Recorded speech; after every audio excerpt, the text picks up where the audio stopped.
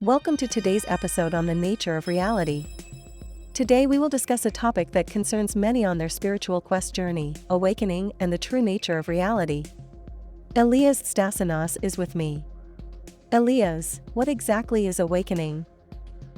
It's interesting that you ask this, because the question itself suggests that there is someone who can be awakened. However, the very nature of awakening is to see that the one you think is there to awaken is not there. The separate ego or self that we all think of as the center of our being is an illusion. I know it's paradoxical, but it's true. A paradox and a bit puzzling as well. Can you explain that a bit more? What do you mean, there is no ego? The individual self, or ego, which we believe is a separate, independent entity, is actually an illusion. The ego is just a collection of thoughts, memories, and identities that we mistake for who we are. It's like when you're watching a movie and you are so engrossed that you forget that everything on the screen is staged. It's an illusion. Your identification with the story is so strong that you feel the emotions of the characters. You experience the drama as if it were happening to you. Actually, none of this is about you. You are just the viewer. So is the case in our life. We have become so identified with our ego self, the ego that is just a set of thoughts, memories, identities, and so we forget our true nature. The awakening is the moment you realize you are not your ego, i.e., you are not the character in the movie. You are the observer watching the movie, and to some extent, you are the very screen on which life is projected because it is all arising within your consciousness. And what happens when that illusion of self crumbles? I imagine for many people this can be scary. Yes, it is scary for the ego because the ego is afraid of extinction. But what really happens when the illusion breaks down is a release of tremendous energy kept in a vicious cycle of negative and illusory thinking that had created a time bomb. That is why some spiritual seekers have an intense awakening experience like a Kundalini one. It's like waking up from a dream, or more precisely, waking up from a nightmare. You see, there is nothing to fear because what is being revealed is something far more profound and beautiful than anything the mind could imagine. What emerges is pure consciousness and the recognition of the true nature of reality, which is peace and bliss. It is not like the joy we know as an emotional attachment or preference, but a fundamental energy that permeates everything.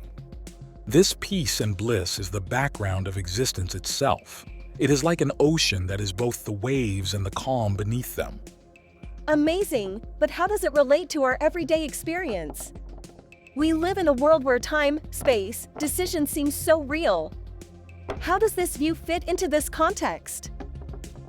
What we think of as time and space are actually just phenomena that appear in consciousness, like the waves in the ocean I just mentioned. Time is just a construct of the mind. The past is a memory, and the future is a fantasy. Both appear in the present. Now is all there is. To understand it better, we can imagine it as a shadow theater. The past and the future are like figures projected on the screen, moving and changing forms and giving us the impression of a story. But the real essence, what does not change, is the light that illuminates them and creates the shadows. That light is always there, unchanging and true, while shadow figures come and go. Presence, or pure consciousness, is like this light, the stable background that allows all phenomena to appear, but is unaffected by their changes. Past and future are mere phenomena that arise and dissolve in this presence, which is the true foundation of reality. So, the experience of time, space, objects is a representation that emerges within this presence, within this infinite consciousness which is unchanging. If there is no individual ego self, then who makes the decisions in our lives? Who lives the life? This is another profound paradox. There is no one making decisions. Decisions are made by themselves and by no one, just like everything else that happens in life. Thoughts appear, choices are presented, and actions are performed, but there is no separate I or ego making decisions behind them. Our lives are like a river flowing towards the sea. Each drop of water seems to have its own course, as if choosing its own path through the rocks and currents. But the reality is that all drops naturally follow the river's flow, with no control over their direction. Likewise, in our lives, we may feel that we are making decisions and directing our lives, but in reality we are like drops following the natural flow of the river of existence, where everything happens automatically, with no separate self to control everything.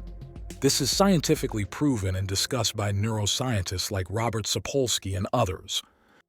That doesn't mean we don't make choices, just that there isn't a central I, an ego character directing the show.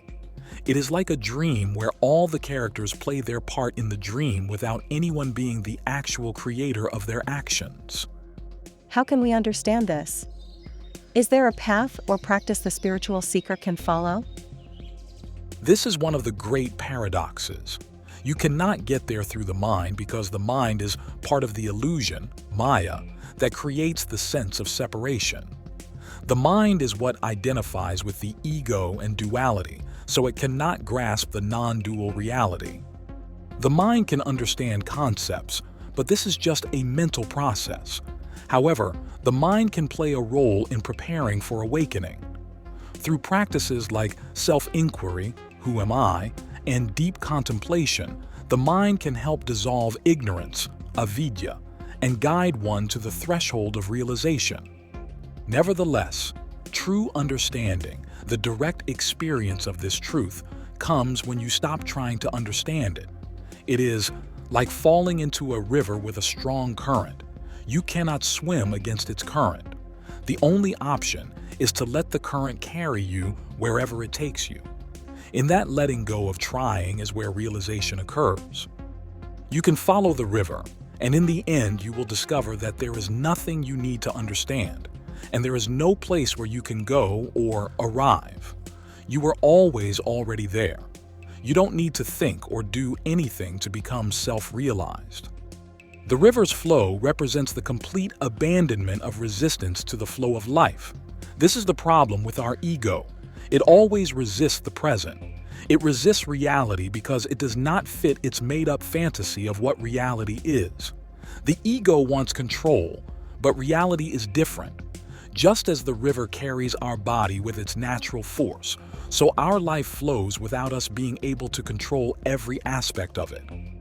By allowing ourselves to drift, we realize that the ego is striving to control something that is uncontrollable. So we learn that resistance is futile, and surrender brings us into a state of harmony with the natural flow of existence. Is there any practical advice you could give to our listeners who may feel confused or lost in this process? The only advice I can give is to relax, not because relaxing will get you anywhere, but because the effort itself is part of the illusion. Nevertheless, for beginners, meditation helps to catch the elusive ego in our thoughts. When we realize that there is no one thinking, we begin to awaken because it is exactly that. The notion that there is a thinker and someone who experiences life that keeps us in the darkness of our minds as well as keeps us attached to the external world phenomena. The more we believe there is a doer who is trying to catch the truth, the more we push it away. When you relax, life just happens. You don't need to do anything else. Let go. Surrender to the presence. Surrender to the awareness of your consciousness of just being. It is like water in a lake. The more you stir the water, the more cloudy it becomes. When you leave it alone, it becomes clear. In the same way, when you allow your mind to become still, what is always there is revealed, pure consciousness. Awaking is in this simple, humble moment of awareness of our being. How does this understanding affect one's daily life? What changes when someone lives from this situation? After you become self-realized, life goes on as before. The body eats, sleeps, works, loves, dances. Everything happens as it has always happened. But there is no longer a sense that you, as a separate person, must control or direct these events. The big change is in perspective. From being absolutely identifying with your thoughts and believing that the experience as it appears in the external phenomena is the only reality, you realize that you are the awareness of your consciousness of just being. You realize that all external phenomena and internal thoughts are arising in your awareness and that you are that awareness. That is what many refer to as awakening, or self-realization is a shift in perspective. And surely, this is what it is and what gives you the sense of deep freedom, a sense that everything is perfect just as it is and exists, because there was never really anything to fix or change. Your awareness of your consciousness and being and what you are experiencing is all there is, and it is perfect as it is. Life is a game, a dream, and all we can do is live it with an open heart and gratitude. Thank you very much for this extremely interesting discussion. I believe our listeners will have something to think about. Until next time, be well. Created by Elias Stasinos. Please like and subscribe for more.